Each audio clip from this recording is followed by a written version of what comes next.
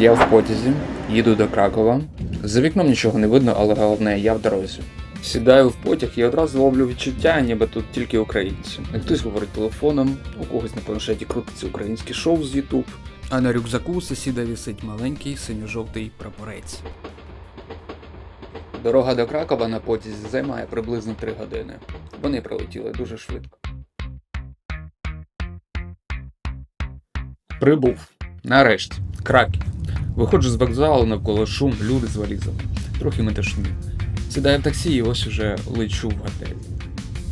Дивлюся у вікно і думаю, план не ідеальний, але що ж, пригода вже почалась. На щастя, готель довго шукати не довелося. Він майже в самому центрі міста. Хотілося тільки одного – швидше потрапити в номер і впасти на ліжко. На стінах у готелі висять картини з цікавими роботами, поруч старі меблі. Сам готель має присмак раритету, ніби подорож у часі.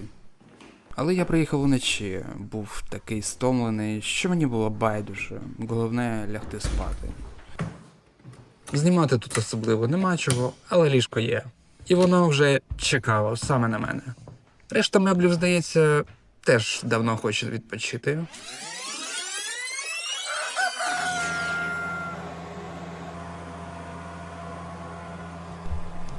Чи виспався я?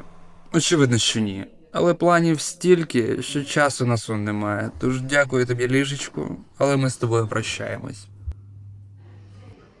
На перший сніданок у нас кава з круасаном. Круасан, до речі, файний був. Простий старт дня і рухаємося далі, до центру міста.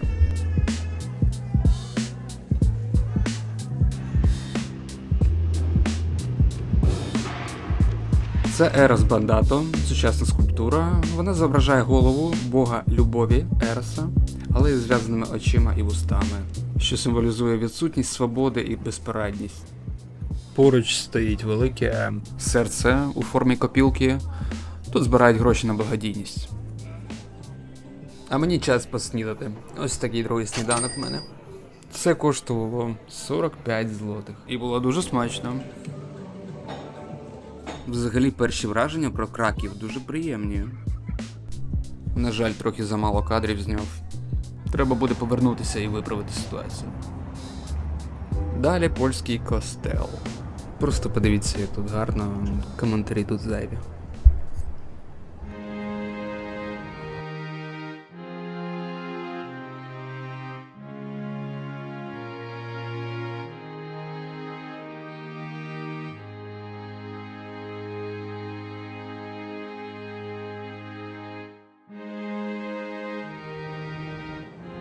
Ось він ззовні, класична готична архітектура Кракова. І я, котрий не вміє тримати камеру. Наступна зупинка за моїм планом – це Вавельський замок. Тож рушаємо до Вавелю на екскурсію.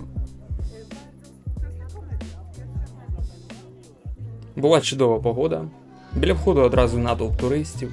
Усі прагнуть потрапити всередину.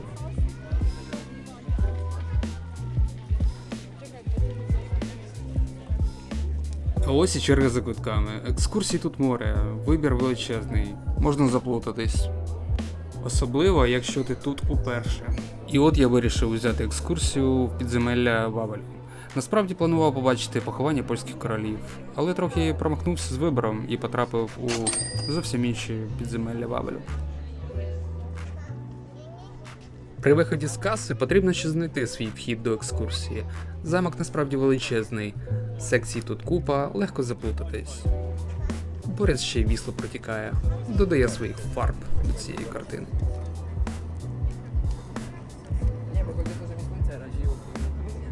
На вході видають аудіогід, є 2 мови на вибір – англійська або польська, обираєш ту, яка ближче. Незважаючи на мої очікування побачити іншу частину замку, мені все одно сподобалось. У музеї розповіли цікаву історію про підземелля і як вони утворились. Вся історія супроводжувалася світловим шоу. Завдяки цьому вона виглядала більш живою і атмосферною. А закінчилось усе легендою про видатного вавельського дракона. Ось його мініатюра, створена скульптором. На польській мові він називається як Смок Вавельський. Далі я вирушив у район Казіміж, тут зовсім інша атмосфера. Старі будинки, вузькі вулички, кав'ярні і ресторанчики на кожному кроці. Дуже файно все.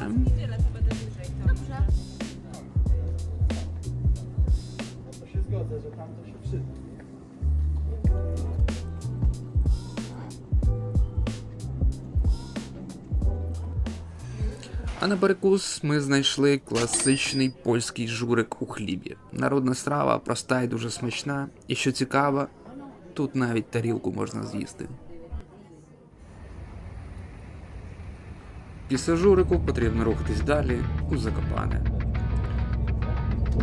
Дорога з Кракова займає приблизно 2 години. За вікном ландшафт поступово змінюється, і ми все більше наближаємося до гір.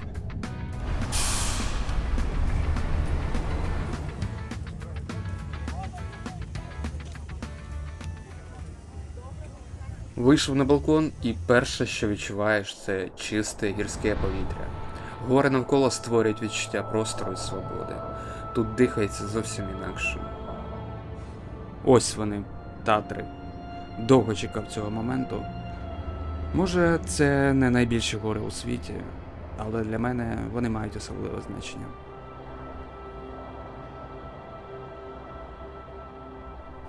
Після дороги я вже добре зголоднів, тож вирішив пошукати їжу, і зовсім скоро трапилася традиційна буральська ресторація. Атмосфера всередині особлива, все з дерева, камін, дерев'яні балки, ніби ти не в місті, а в гірському селі. А бути в Закопаному і не спробувати осципок – це майже злочин. Це традиційний копчений сир із овечого молока, який тут подають на грилі, ще й з журавлиним соусом. Простий, але дуже смачний смак, який одразу асоціюється з Татрами.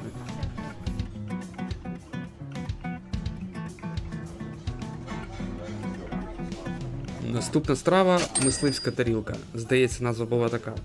Це гора смаженого м'яса на картоплі. Я, чесно кажучи, не розрахував цього. Разом з осципком це виявилося максимально ситне комбо. Тож будьте уважні, коли замовляєте одразу 2 такі страви. Нарешту вже я навіть не міг дивитися. Настав ранок, прокинувся о 6.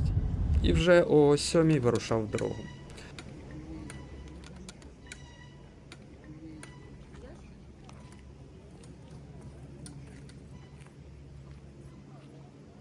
Старт маршруту до Морського Ока – це поляна Поляниця Бяучанська. Тут збираються всі туристи, далі вже тільки пішки. І навіть у такий ранній час тут вже повно туристів. Погода ідеальна. Ну ось він, старт маршруту до Морського Ока. Те, заради чого я сюди приїхав. Вперед у дорогу.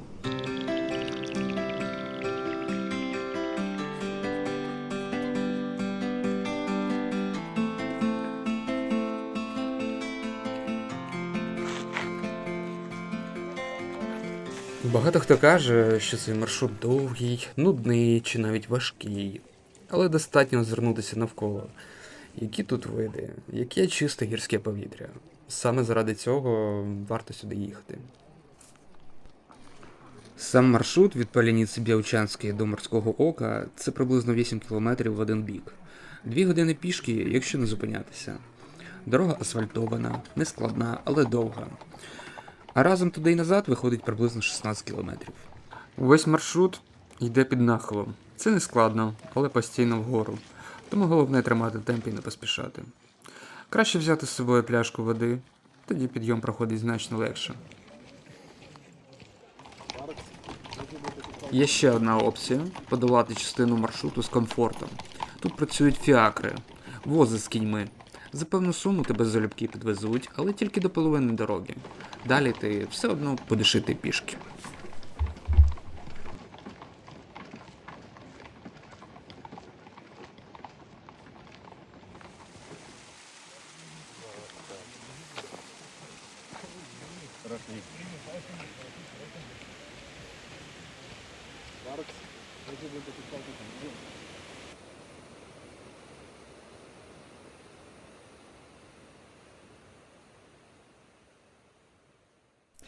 Тут навіть є табличка, що ця дорога була співфінансована. Приємно знати, що в туристичну інфраструктуру справді вкладають кошти. Тобто цей маршрут зробили спеціально для туристів. Втома вже трохи відчувається. Хочеться перепочити і набратися сил.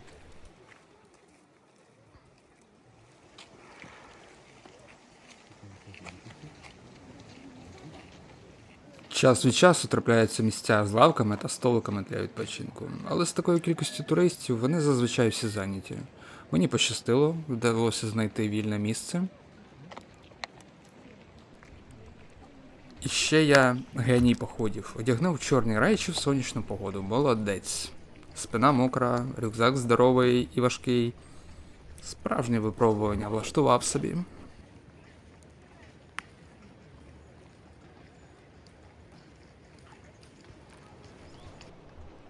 Ще один ковток води і все. Перепочили. Йдемо далі. Рюкзак на спину і пішли.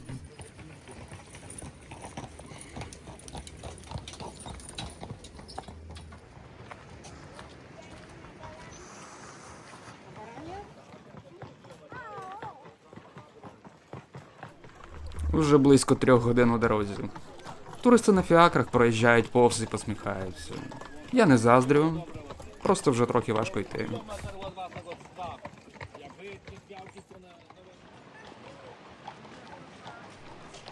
Чим ближче ми наближаємось до морського ока, тим красивіше гори навколо. Ви тільки подивіться.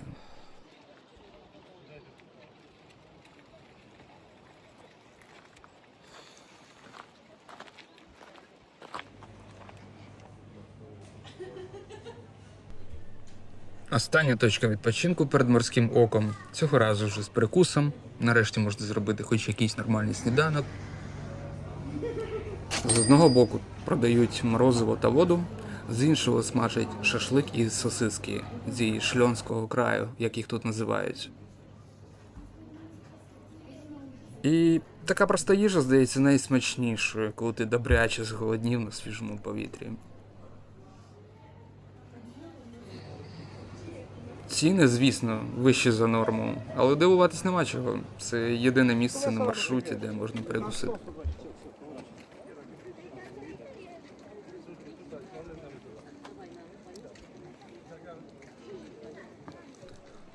І нарешті ми дісталися. Заходимо на територію морського ока, людей тут справді дуже багато. Здається, вся Польща вирішила прогулятися у ці гори.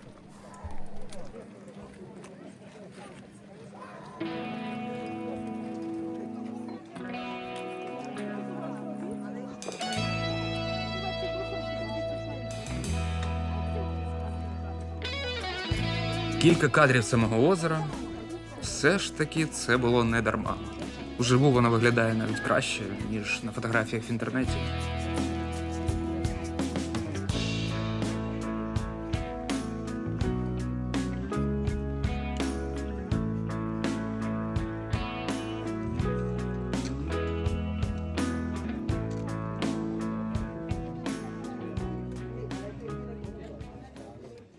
Okej.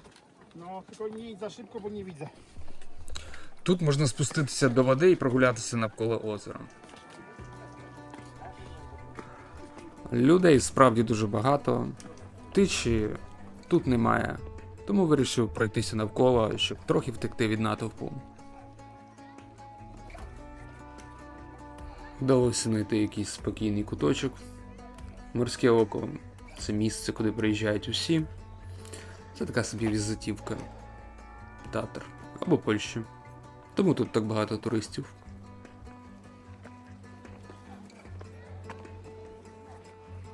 Озеро знаходиться високо в горах на висоті близько 1400 метрів. А ще вище є також озеро, називається Чорний Став, але туди вже не сьогодні. Можливо, наступного разу, або в наступному відео побачимо.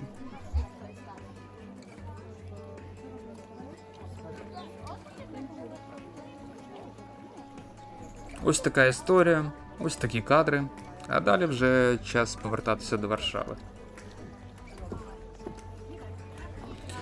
Якщо ти додивився до цього моменту, ти молодець. Я ставлю тобі великий лайк. Тож, до побачення.